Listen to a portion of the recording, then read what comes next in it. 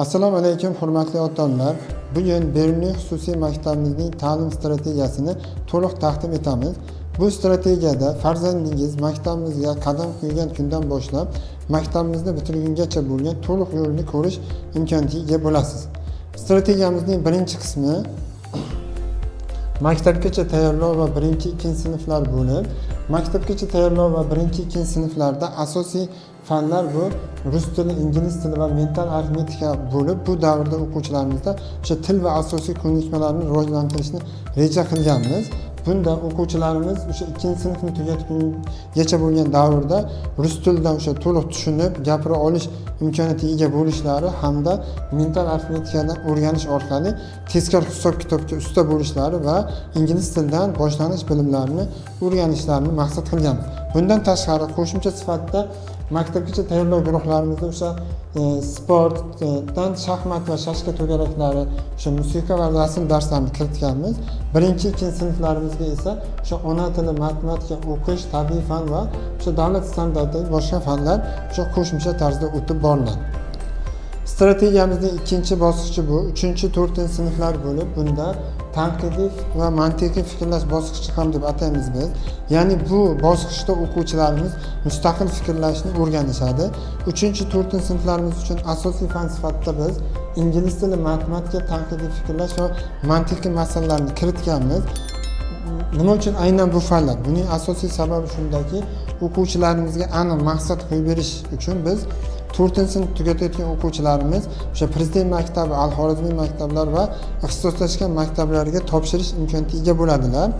Mana shu maqsad orqali biz o'quvchilarimizga ingliz tili va matematikani chuqur o'rgatish bilan birgalikda tanqidiy va mantiqiy ko'nikmalarni rivojlantirish orqali ularni mustaqil fikrlashga o'rgatamiz.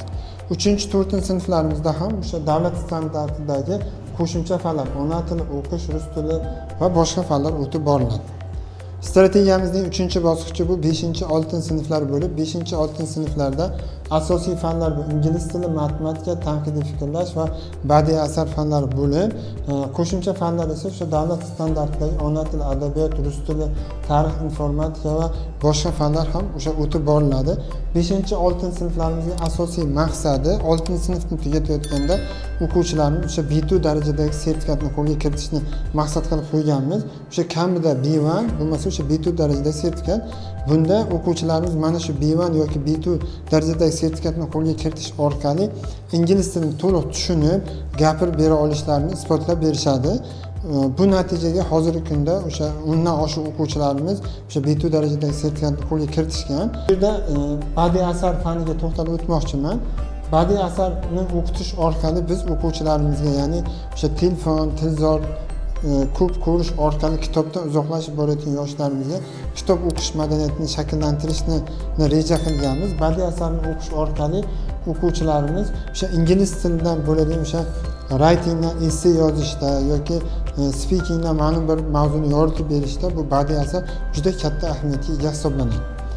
Strategiyamizning 4-bosqichi bu 8-11 sinflar bo'lib, bu bosqichda o'quvchilarimiz o'zlari tanlagan kasb bo'yicha 4 yo'nalish asosida ta'lim olishadi.